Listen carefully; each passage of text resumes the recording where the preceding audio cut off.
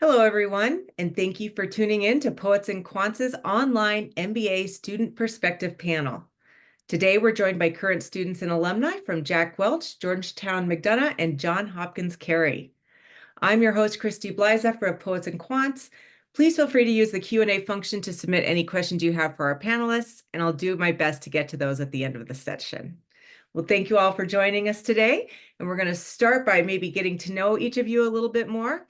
If you want to just give me an introduction, your name, title, school, and a fun fact about yourself, that would be great. And Andrew, let's start with you. Yeah. Thank you, Christy. Yeah, I'm Andrew O'Donnell. I live in the Charlotte, North Carolina area, by the way. I went to the Jack Welch Management Institute, and I'm on the other end of the spectrum because I graduated in 2015, and I'm vice president for Iridia Software. We're in that SaaS space for children and adults with autism. A fun fact about myself, I played one rugby match in my entire life. But it turns out that it was as a semi-pro in Sydney, Australia. Funny story, but Did you win? oh, we lost, and it was Okay, rough. great. Perfect. That's easy. Amanda, how about you? Hi, my name is Amanda Weiner. I'm a current student in the Flex MBA online student for Georgetown McDonough, and I'm also acting assistant dean of the MBA admissions team at Georgetown McDonough. My fun fact is that I once thanked the Avett brothers. I met them after a concert for writing a song about girls with curls. Oh, that's great. Girl with girl, appreciate your efforts. Thank you. Yeah. And Erica. Hi, I'm Erica Reinhardt. I am Assistant Director of Lean and Six Sigma Deployment out of the Armstrong Institute for Patient Safety and Quality at Johns Hopkins. So helping to improve processes in our hospital system. I recently graduated in May from the Johns Hopkins Carey Business School and really enjoyed my time there. Fun fact about me, so I really love cycling, and I have biked the C&O and Great Allegheny Passage, which takes you from DC to Pittsburgh, and also the Erie Canal Trail across New York. And I'm looking for my next ride. So That next ride will have to be across the United States. Well, it's on my bucket list. So yeah, there you go. Well, thank you all for taking the time. I know it can be hard for your busy schedules, but these are your perspectives are so valuable for prospective students. So thank you. Amanda, we're going to dive right in. Tell us a little bit more about, your decision to pursue an online MBA and what that journey was. Did you consider full-time or other online or other types of programs? And then what were some key factors that led you to choose Georgetown? Yeah, so I was considering, I work remotely full-time, right, for Georgetown.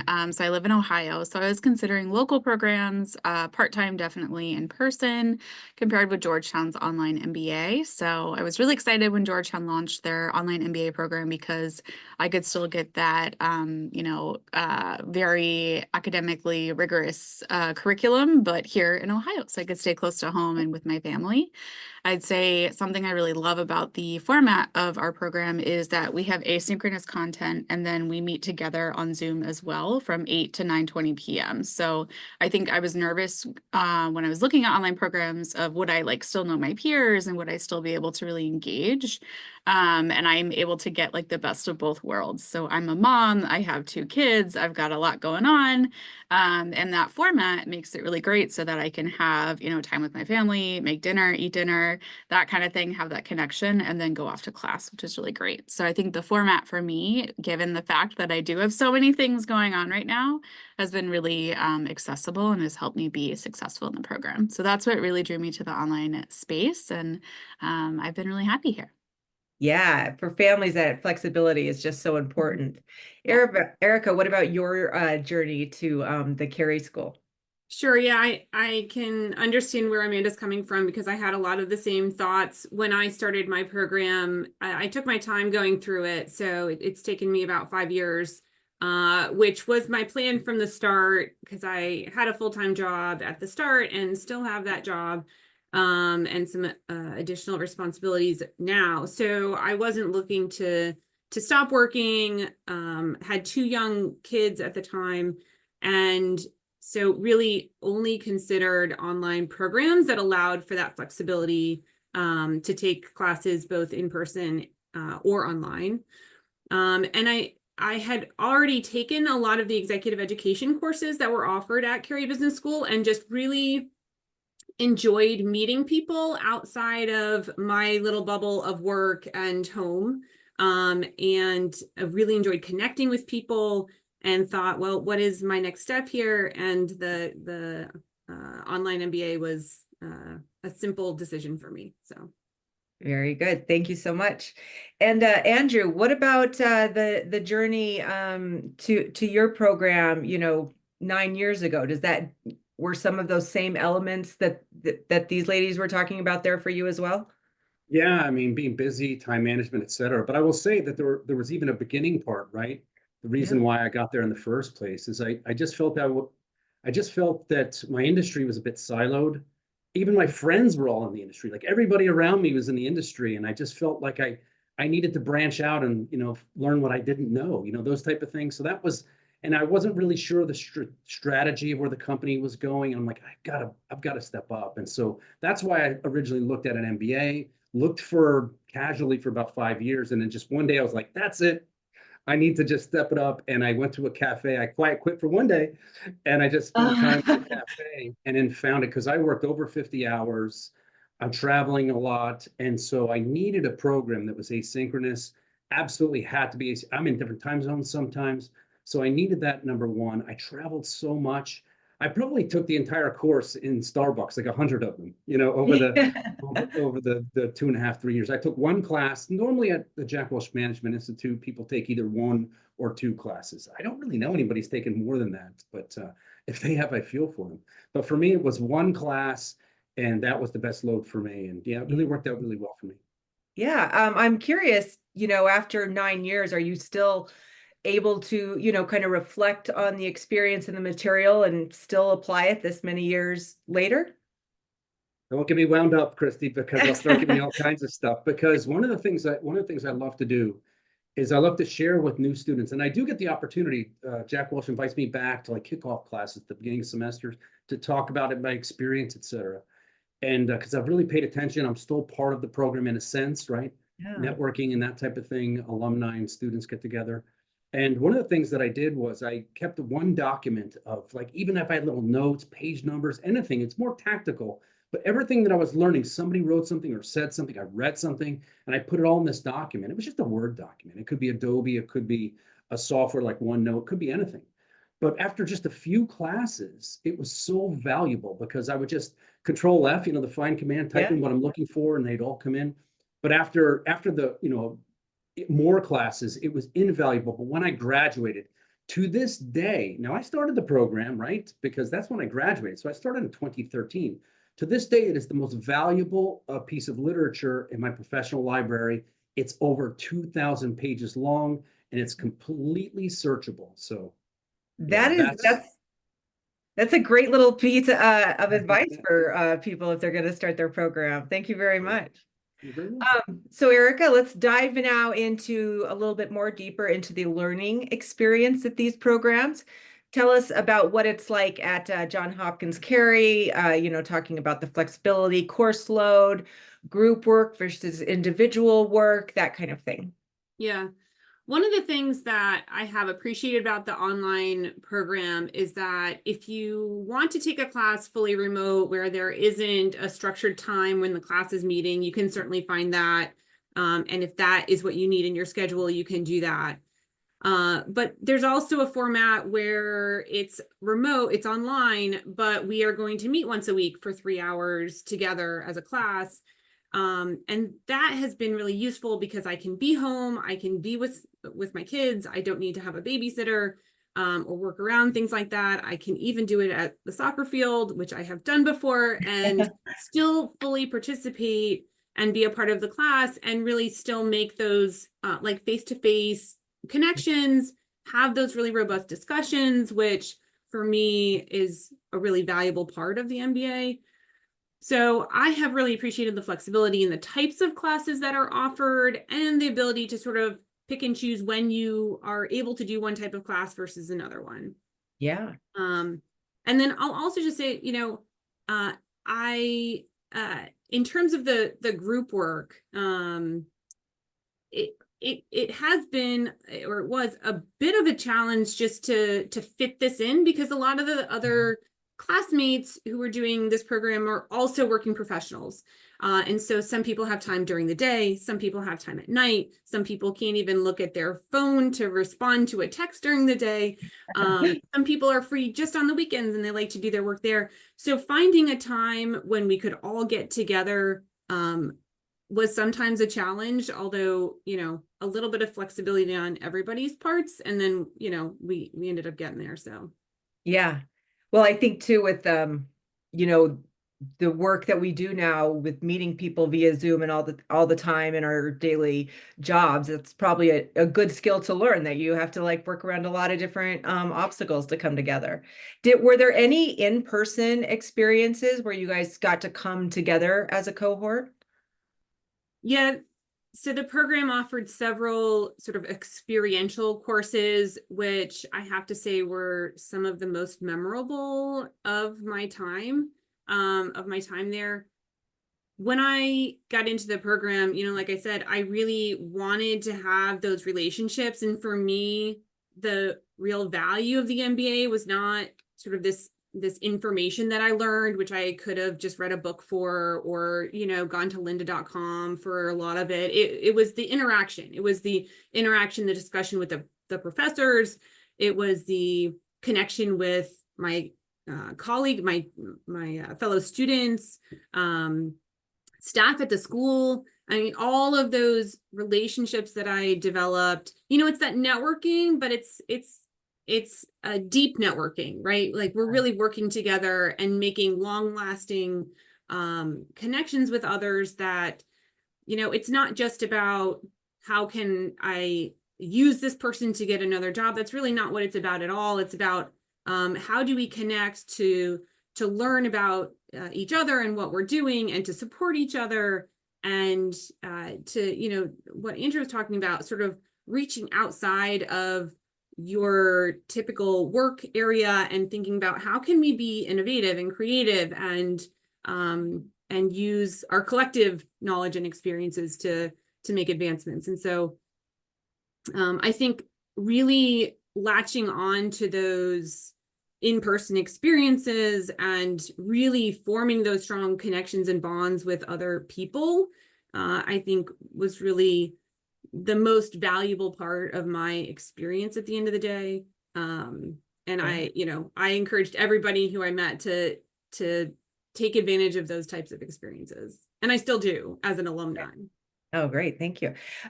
Andrew, tell me a little bit more about the learning experience at Jack Welch.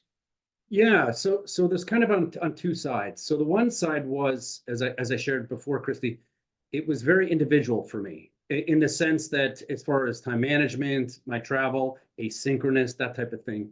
But I did find the discussion questions, so we'd have one or two every week, were rigorous. And rigorous in the sense that, I learned as much from introverts in the class as extroverts, which I think is terrific, right? Yeah. Because there's a lot that introverts have to share.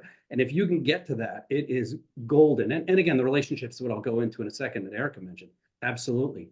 But the other half of it was, and Erica kind of touched on this. So my learning was all individual on my own time, but we meet twice a month. We have these networking events that we do. In fact, I helped start some of these originally.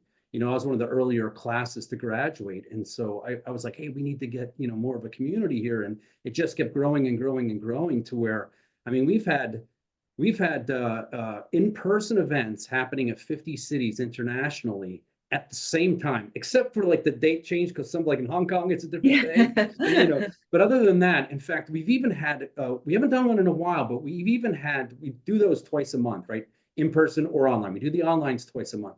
But, it's just students, alumni, sometimes professors show up, sometimes staff show up. It's really great. But we also did something that was very interesting. And it was also brutal because I helped be one of the moderators or one of the co-hosts, if you will. We did 12 hours and we just kept it going for each time zone. And we ran across the world. kind of meeting with all the students in every time zone in the different places. And wasn't that big of a program at the time. We've grown quite a bit, but it was just so exciting. The hard part was I was on camera for 12 hours, but it was pretty cool. And we consider ourselves, and I'm sure Erica and Amanda feel the same exact way, but we really feel like we're a family, and that you're an MBA for life, right? You're part of the Jack Welch Management Institute for life. And when you're a member for 5 minutes, or if you're, like me and been around for a while, we're the same, exactly the same. And we share those stories. And to Erica's point, we really do share that brotherhood and sisterhood that she was getting at, right? It's not just about business, though that's cool, right? And that happens. We've been on these monthly calls and somebody's become a part of a board member of a large company of somebody else. Like I've seen that happen. But sometimes it's just a new student who's talking about, hey, what's good in the class? Yeah. Are there hacks? Are there better ways to do it? That type of thing. Yeah, absolutely. Amanda, how about that learning experience at Georgetown? Yeah, so with our program, you take classes with your cohort. Your core curriculum is 2 nights a week. So for example, I have class Monday, Wednesday from 8 to 9:20. We have asynchronous content that you complete beforehand. Basically, the idea being that instead of being in class from 6:30 to 9:20, you do a little bit on your own, which you can do on your own time. There's usually deadlines with that, obviously, like before the class, but you do your own work. Then you come together as a cohort to meet up and do that synchronous class. So that's been really fun. You get to know your cohort really well. We're around 40 people, so I know them very well at this point. And then our electives are, some of them are 6:30 to 9:20, so like the full experience. Some of them have a synchronous component as well. And then those have been really fun because I get to take them with full-time students, flex in-person students who might need a more flexible schedule for a little bit. So that's been cool to kind of expand my network outside of just the flex online students. I really enjoyed that. In terms of, let's see, residencies, we get to do 2 in-person residencies in DC. So we got to all meet and hang out, have a really fun experience there. And then we all get to do our global business experience trip, which will be our like international global consulting project that we get to do. All of our MBA students do that. So that will be this summer. I'm super excited for that. I can't wait to find out where I'm going, but it'll be so much fun to just be with my cohort and have that experience. I'm thrilled. Yeah. Yeah, and then in terms of group work, our program is very group work heavy, I'd say. So not a lot of individual work. Obviously, like exams, midterms, finals, those are individual, but generally I am meeting with a team, working with a couple different teams, honestly, throughout a semester or a mod. And yeah, I think like you mentioned, Erica, it's kind of a juggling act for everybody, but everybody kind of gets it, right? Like you get that, oh, so-and-so is traveling, so like they'll do a little bit less on this group project for this week and we'll pick it up. And then, you kind of shift it as things go. So I think people are really understanding of each other because everyone is going to have a bad week. Everyone's going to have something come up. So we're all in that experience together. So it's been really fun, I think, just to work with all different types of people. We all have different styles of working together. Like some groups want to meet on Zoom every week. Other groups, like we're just chatting in a Google Doc, kind of getting it done. So it's been a really good experience to practice those skills of like what different working styles you can encounter in the real world too. Yeah, absolutely. Do you have your fingers crossed for a particular destination? I've been told it will be somewhere in Europe, which Oh, honestly, yeah, I mean, you can't go wrong there. So lovely. it's going to be great no matter what. Um, let's see. Oh, Andrew, tell us if what advice, thinking back, do you have for people to manage that kind of balance between school and profession and family?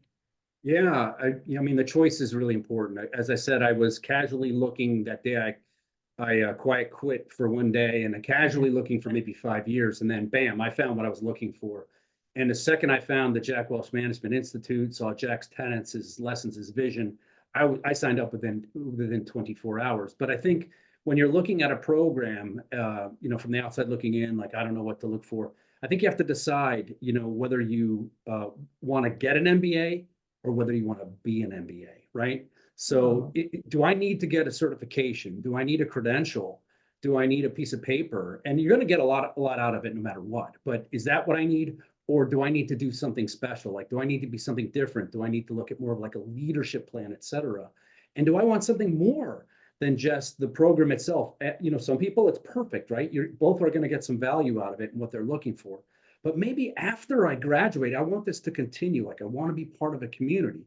And so I think you have to be more rigorous in looking at that piece and asking questions and maybe even going on LinkedIn and maybe clicking on some people that went to the school and asking them, hey, what's it like? Do you guys meet together? Because that was something that was important to me. And so I would say that, you know, you have to put some rigor into that piece, but make your decision. Are you going to be an MBA or get an MBA, you know? Yeah. Oh, great advice. Amanda, what about your advice for kind of balancing it all, especially with your young family? Yeah, great question. You know, it's a juggling act, right? And I think the analogy, you have to know like which juggling balls are glass and which ones are not. I think that analogy, I'm sure I just butchered Yeah. that, but you know, I think that's something to keep in mind. It makes you prioritize for sure. It makes you plan ahead. And I think just remembering that, you know, there's going to be bad weeks, right? So I know going into this now midterms week or finals week, I've got to be head down. We're having pizza for dinner, you know, laundry's not getting done, and that's going to have to be okay, right? I might have to take a day off of work. So making sure everybody knows what's going on in my schedule is important, whether that's my husband, my kids, my boss, communicating and just managing all of that. And you learn your own schedule, right? Like I've learned that I need to like take the day off if I have a really intense final. It just helps me clear my head, helps me have the space that I need to really do well and be successful on that. So you'll kind of figure it out as you go, those things that just really help you focus and be successful in the program. So I know that's why it's super key to just have, you know, everybody on board with this, whether it's your job and school too. Like obviously as professors, I'd say too, they get it. You know, there have been times where people are on the road, they're traveling, they've got stuff going on and they understand what that looks like for us. So I think everybody, again, like they know we're juggling a lot. Even if you don't have kids, like people have a lot going on at home to do. So I think everybody understands that and is as flexible as they can be to accommodate that. Thank you. Erica, any advice from you? Yeah, I think for me, it was really just about time management. Like my philosophy was always like, why put off what I can get done right now? Because if I do it now, then it builds in flexibility for me later, right? So I sort of always planned for some unexpected thing or unexpected need down the road. And so, you know, I was the one who was like, oh, it's the first day of the week of the work, like mine's all turned in. But you know, like I said, it's way easier for me to like work ahead and then have time to get questions answered rather than, you know, working behind and feeling like I'm always like, you know, behind the eight ball. So I think just, you know, managing your time really well and, you know, using the time when you have it, recognizing that, you know, the time that you were hoping to have later on might not happen. And then it allows you to create that flexibility for yourself.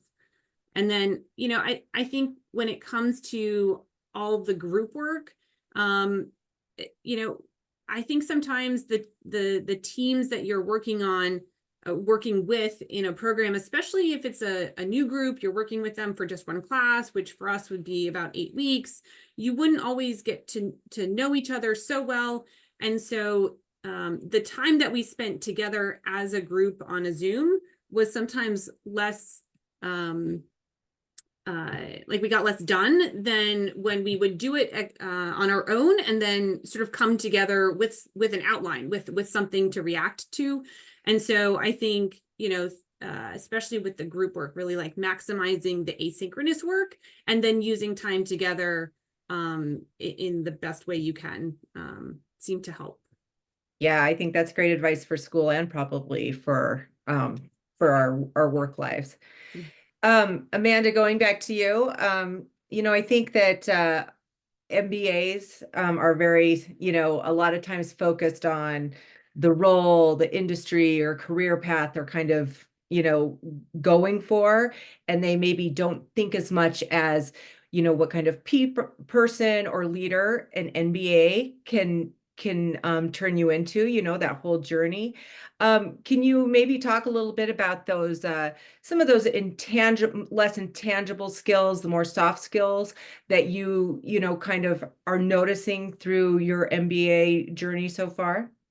Yeah. So some of the intangible skills I've developed through this program. So I took this really interesting class over the summer called Design Your Life and the Science of Positivity. And it was all about how to be like a really positive manager, helping you manage your time in really unique ways, helping you like develop better habits and that kind of thing. So that was like this really impactful class that I got to take to really be introspective and develop as a leader. So I kind of went into it not exactly knowing what to expect, but it was a really great class to round out those, like you said, like the tangible skills, like the accounting and the finance and all of those, because I never took those classes in undergrad. I was a political science major, so all of that was new to me as well. But all of this introspection on who you want to be as a leader, I think is really valuable. And it's one of those things where the more time you put into it, right? Like the more introspective you are and more thought you put into that, the more you'll get out of it. So that was a really cool class that I got to take this summer. And it's really changed the way I kind of think through, like the impact I want to have in my career later on, like way down the road, like at your retirement party. What do you want people to say about you? Like that kind of thing. So I really enjoyed those moments to sort of press pause and think about, like you said, like not just a specific goal or a job, but like who do I want to be and what do I want people to think of my like management style and that kind of thing. So really enjoyed that. Yeah, great perspective. Thank you. Erica, what about you? Yeah, I think Amanda and I might have taken that same class. I remember answering your question about retirement. It was a great life design class. I think, I met some folks during my program who said, I want to be XYZ. I'm taking this class, this class, this class to do that. And I was like, wow.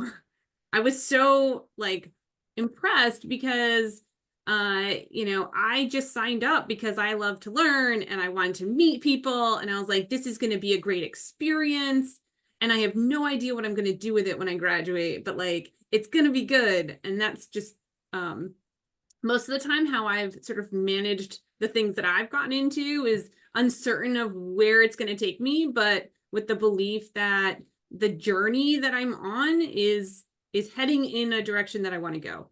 I'm not necessarily recommending that for everybody. I love the idea of like having a goal in mind for the end, but that just wasn't my experience. So I think what I really took away from my MBA, right? Like I don't remember all of the details that I learned in every class.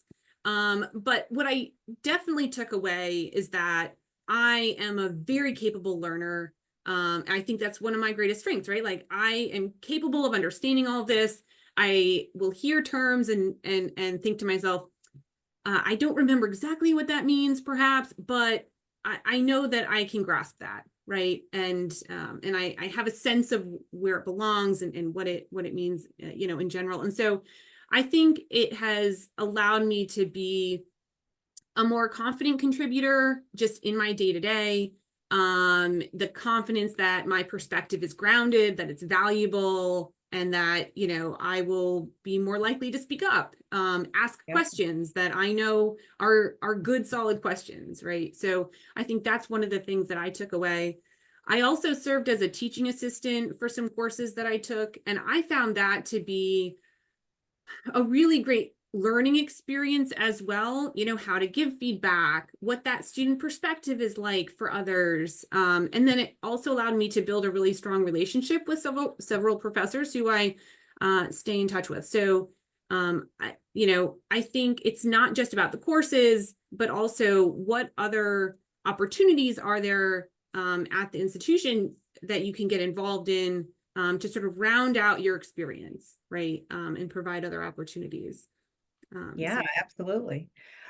Jack, or I'm sorry, Andrew, how about Jack Welch, especially with that, that kind of 9 years of since your MBA and what you've noticed in those intangible kind of skills since you left? Yeah, 9 years of marinating, right? But I That's will tell right. you, I love that Erica said capabilities, because I think that's really the key, right? Is the one thing about the Jack Welch Management Institute, that the first 3 classes that they have, they call it the new student experience. And they even have a dean now that's in charge of the new student experience. And they kind of weave you into this process, especially when it comes to being online tools and, trying to get that, the extroverts and introverts working together and everybody kind of melding together. And a couple things happen, or a number of things happen. The most important, and this is what the professor tells you on day one, right? Your capabilities, if you're going to be a leader, your capabilities have to increase. Your ability to be able to handle more tasks has to increase. And there's something else that has to happen, and it's a time management thing, right? But you also have to start giving things up. You have to decide what's important. If you like watching sports, you got to watch less or none. You Yeah. got to make certain decisions. But in that process, there's all these, tangible, intangible. They kind of go hand in hand. That they're going along the way. Like for instance, you absolutely say no more to things, right? You make these decisions more, even after the program's over. It just wires you differently. You think differently. And I think Amanda also was hitting on this point, the idea that you're working with these different people.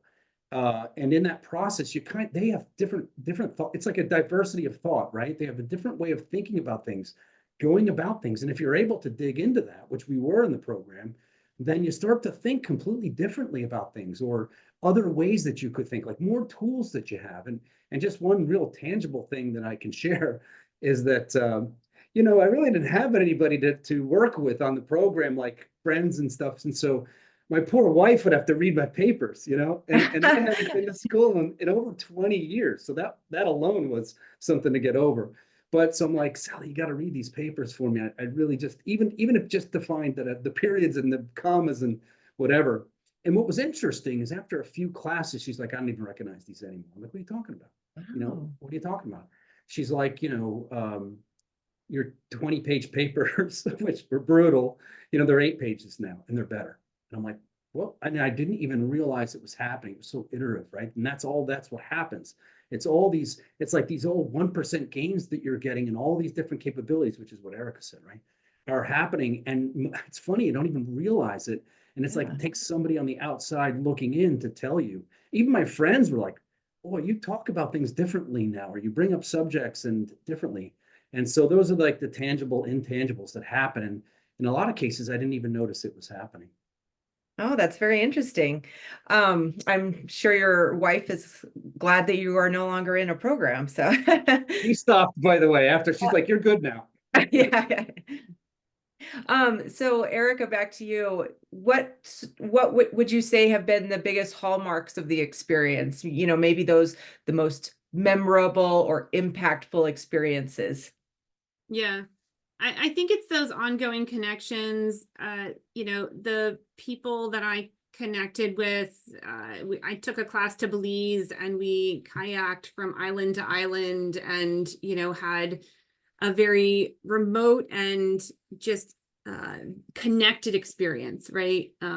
When you don't have internet and you are with people who were strangers 10 days ago, you start to really just slow down and be present. And so, experiences like that, some of the other experiential experiences that I had really helped to shape me.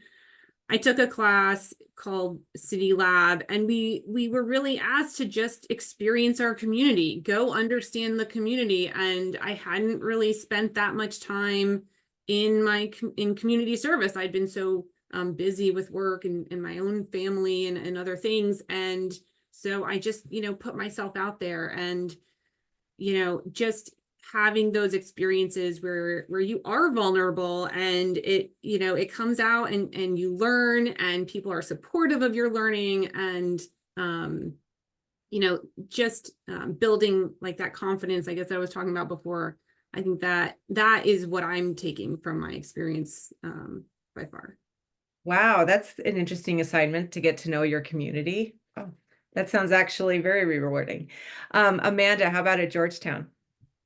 Yeah, the biggest hallmark I've had so far, the highlight I think has been the residencies for sure. So The first one at the beginning of the program, I was assigned a team. They are still some of my best friends. We chat all the time.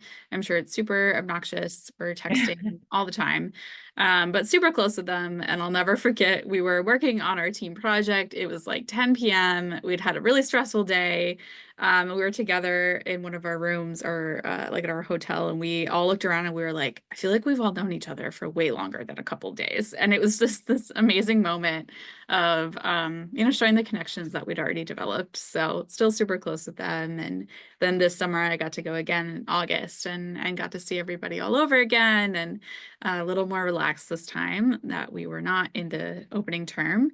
But yeah, just had a really great time getting to see them and get to know them better. So definitely the people are the highlight, and I'm just really thankful I've been able to meet this group of people. Great, thank you. And Andrew, hallmark experience. Yeah, and Eric and Amanda both hit it, right? And it's funny because again, I graduated in 2015 and it's still going. And that is the hallmark of the program. Erica talked about the relationships. It's still going. And I probably have 200 friends from the program, which is just crazy. But it's because it keeps going, right? We meet at least twice a month. I mean, not everybody, right? And you come and you go. But sometimes we have these in-person events. I've had a few here in Charlotte, in Charlotte, North Carolina.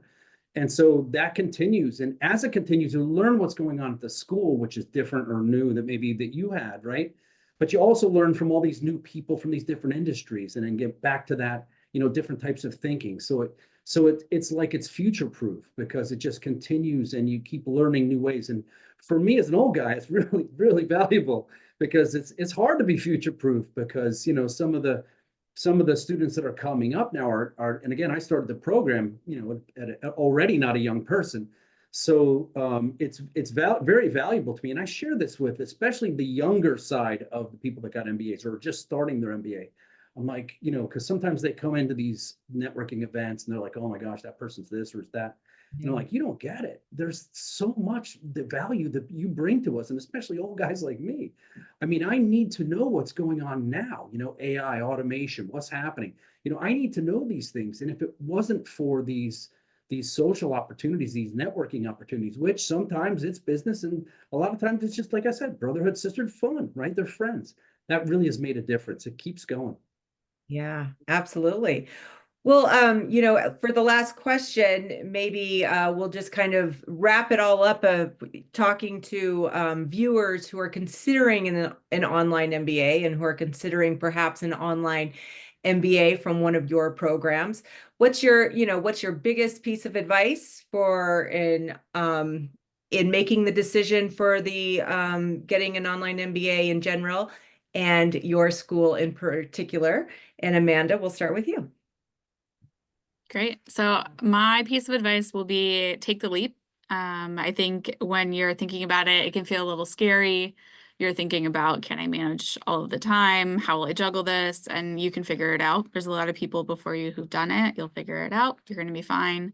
So take the leap and reach out to someone, talk to them about their experience, and really just go for it. I think that's the hardest part, honestly, is like getting going, getting started there.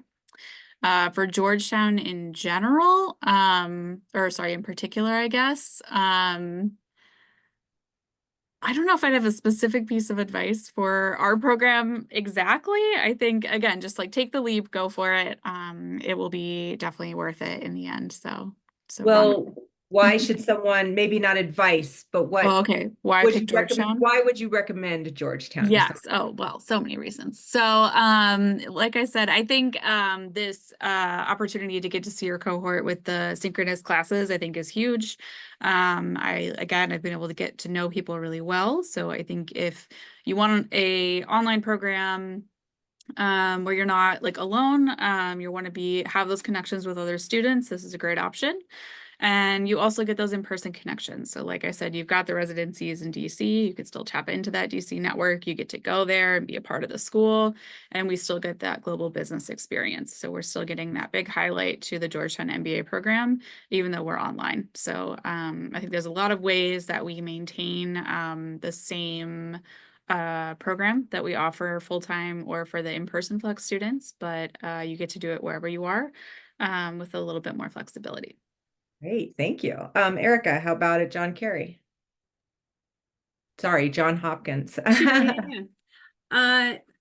I guess in terms of advice that I have, I'm going to sort of piggyback on what Andrew's been talking about, and it was true for me too, that, you know, when I started my MBA, I didn't like rush through it for the diploma. It's really a journey, and the diploma is not the end of the journey, right? It's just a part of the journey.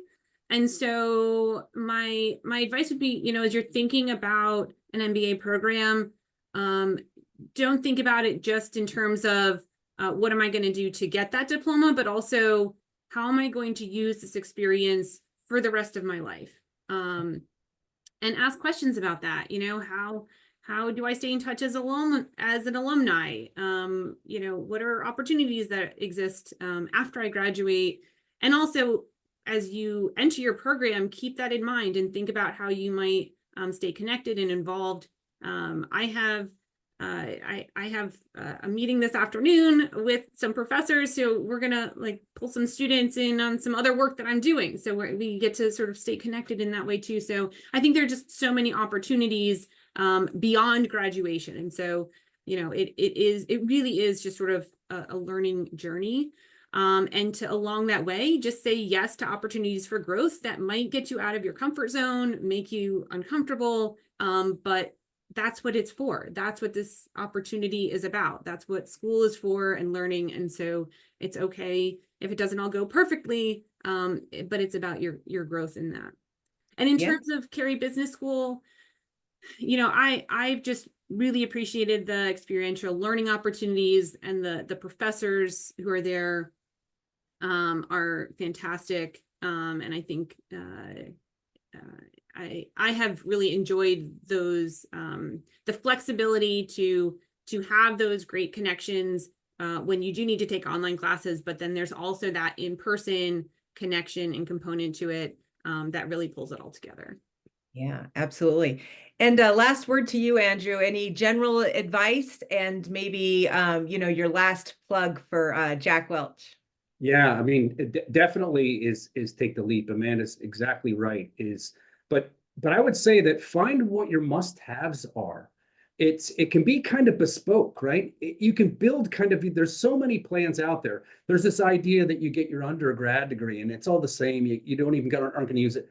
This you're going to use, and you want to use it right away, ideally, right? And different programs enable you to do that better than others can do that. But absolutely find out what your must-haves. I don't want to take GMATs. Oh, I can't travel. Whatever it may be, you know, dollars, whatever. Get those first. Figure those out. And you're going to have to do some research because the plans are really different. There's so many wonderful plans. Follow Poets and Quants. That'll help you out, right? Read those. Find out how different because they are different. And make sure that it fits you as close as it can, and then go there. And as far as the Jack Welch Management Institute, you know, Jack was a very emotional guy. I got lucky that I got to meet him a number of times. You know, I remember my wife, when she went to graduation and heard him speak, she's like, what do I do now after hearing him? Do I run for president? Like, because you get so excited. But the one thing Jack used to say all the time, right, was we're ridding the world of bad managers. And if that hits a note for you, right, if that hits a nerve, then this probably is the right program for you when you want to be that excellence, that other person that isn't going to be, maybe you've had experiences with other people throughout your life, whether it was a job when you were in your teens or as an adult, it doesn't matter. And then the other piece of the Jack Welch Management Institute, other than it's a leadership program, is that you learn it today, you apply it tomorrow. And that is no kidding. A young lady that used to work for me, she just hit me recently. She's like, oh my gosh, Andrew, like 2 more classes to go. I can't believe it. This is amazing. But she says, you are absolutely right. I use everything almost the day after I learn it. And that's really important. So those are the 2 halves of it. It's a bespoke plan. Find out what you need to have, because you can find a plan that has that. And number 1, if you're looking for something that you can apply tomorrow, Jack Welch Management Institute is perfect for you. Oh, very good. Thank you all so much. Like I said, your perspectives are just so valuable for people that are actually now doing that work of looking at different programs and considering whether this journey is right for them. And of course, thank you all for tuning in. Be sure to watch our remaining panel sessions throughout the rest of the day, or go back to our YouTube page to find the ones that we did yesterday or in the past. And you can find more information, of course, like Andrew said, at poetsandquants.com. We have in-depth program profiles, we have feature articles, we have more student perspectives, professor profiles, all at poetsandquants.com. And thank you until we see you again next time. Thank you for tuning in.